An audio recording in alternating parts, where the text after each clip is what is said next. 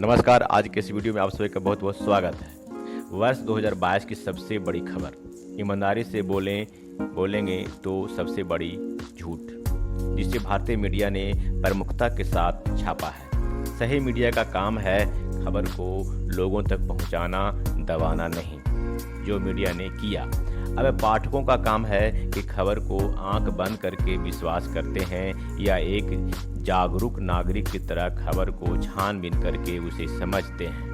अंग्रेजी हुकूमत के समय अंग्रेज जो कहते थे उसे ही भारतीय मीडिया को छापना पड़ता था।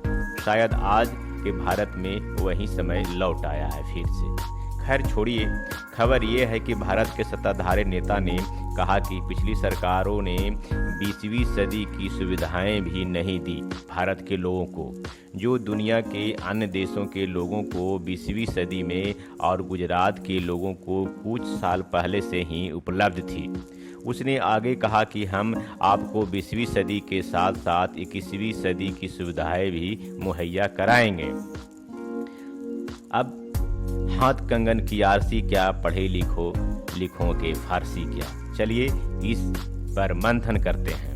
पहला, दुनिया में राजतंत्र समाप्त करके लोकतंत्र आया और देश लिखित संविधान के अनुसार चलाया जाना शुरू हुआ। हमारे पूर्वजों ने भी भारत में लोकतंत्र लाए और साथ में एक लिखित संविधान भी लाए। पूर्वजों के लोकतंत्र को हमारी पिछली सरकार ने जनता को सूचना का अधिकार, शिक्षा का अधिकार, रोजगार का अधिकार, बालकों का अधिकार, महिलाओं का अधिकार, बुजुर्गों का अधिकार आदि अधिनियम लागू करके लोकतंत्र को मजबूत व दीर्घायु बनाने का काम किया। जबकि नई सरकार ने संसद में बगैर बहस के कानून पास व रद्द कर दिया। आंदोलनकारियों अपने अधिकार के लिए आंदोलन कर रहे आंदोलनकारियों को दिल्ली के अंदर साल भर तक आने नहीं दिया और लगभग 800 किसानों जो हक के लिए आंदोलन कर रहे थे नई सरकार की कार्रवाई में मारे गए। दूसरा, दुनिया के अमेरिका, यूरोप जैसे विकसित देशों में 12वीं कक्षा तक शिक्षा मुफ्त में दी जाती है। नई सरकार आप सभी को ग्रेजुएशन तक मुफ्त शिक्षा देने का प्रावधान कर दे, वो भी पौष्टिक आहार के साथ, बड़ी मेहरबानी होगी। लेकिन पिछली सरकार कांग्रेस ने शिक्षा को फंडामेंटल राइट में शामिल करके शिक्षा क्षेत्र में क्रांति लाने का काम किया। शिक्षा उन लोगों तक पहुंचाया जो वंचित थे। प्राइमरी सेक्शन तक शिक्षा के एक दम से मुफ्त कर दिया। साथ में पौष्टिक भोजन की भी व्यवस्था की।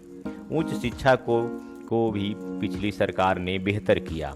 दुनिया के लोग भारत में उच्च शिक्षा ग्रहण करने आते थे। जेएनयू में देखा जाता था। डॉक्टर मनमोहन सिंह के समय ऐसी व्यवस्था थी।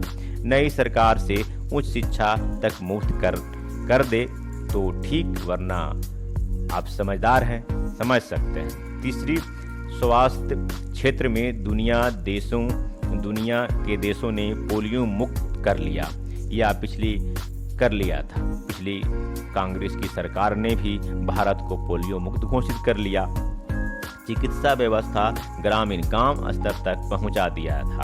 गांव में आशा व नर्स के माध्यम से ग्रामीण चिकित्सा को मजबूत कर रही थी। इतना ही नहीं, विश्व के लोग हमारे देश में इलाज कराने के लिए भी आने लगे थे। नई सरकार ने हमारे देश के पास सब कुछ होने के बावजूद सही प्रबंधन नहीं करने के कारण कोरोना महामारी में लाखों लोग मारे गए और ऊपर से महामारी के नाम पर पीएम केयर फंड स्थापित करके इसे आरटीआई से अलग रख के लोगों को महामारी में भी लूट लिया गया। चौथा, सुरक्षा के मामले में भी हमारा देश मजबूत था। अंतरिक्ष में राकेश शर्मा अंतरिक्ष में पहुंच चुके थे का गौरव प्राप्त कर चुका था भारत। इतना ही नहीं, अपने पड़ोसी देश पाकिस्तान के साथ कई लड़ाइयां जीत चुका था। भारत का सैन्य बल का ही प्रमाण है कि भारत ने पाकिस्तान को 2 टुकड़े कर साउथ एशिया में शांति स्थापित करने का काम किया था। जबकि नई सरकार ने चीन के साथ निर्धारित सीमा से भारतीय सैनिक को ही पीछे कर लिया। मतलब भारत बहुत बड़ा हिस्सा त्याग दिया चीन के साथ। पिछली सरकार ने रोजगार, शिक्षा के बढ़ावा, जनता के अधिकार व बच्चों, महिलाओं, बुजुर्गों के अधिकार संरक्षण पर बल दिया। देश में सामाजिक धार्मिक एकता लाने में कई उपलब्धियां हासिल की। पिछली सरकार महंगाई, बेरोजगारी, भुखमरी, अशिक्षा, सामाजिक असमानता, आर्थिक असमानता को लगभग नियंत्रण कर चुकी थी। आज की नई सरकार ने वो सब फिर से भारत के लोगों को दे दिया है। डॉलर के मुकाबले रुपया दिनों दिन गिरता जा रहा है। भुखमरी में हम पड़ोसी देशों से भी ज़्यादा भूखे हो चुके हैं। चीन ने हमारे सैन्य बल सीमा को पीछे धकेल दिया है। बेरोजगारी दर दिनों दिन बढ़ते जा रहा है। धार्मिक उन्माद फिर से चरम पर फैलना शुरू हो गया है। समाज में वैमनस्यता से ग्रस्त हो चुका है। उत्तर प्रदेश में जहां नई सरकार दोहरी ताकत से है, वहां निचले वर्ग की लड़कियों के साथ दिन दहाड़े बलात्कार किया जा रहा है। अधिकार के लिए शांति से आंदोलन कर रहे किसानों को इसी राज्य ने कुचल दिया। प्राइमरी सेक्शन तक मुफ्त शिक्षा का भी ग्रहण लग चुका है। गुजरात दुनिया का सबसे बड़ा ड्रग्स भंडारण व आयात करने वाला राज्य बन गया।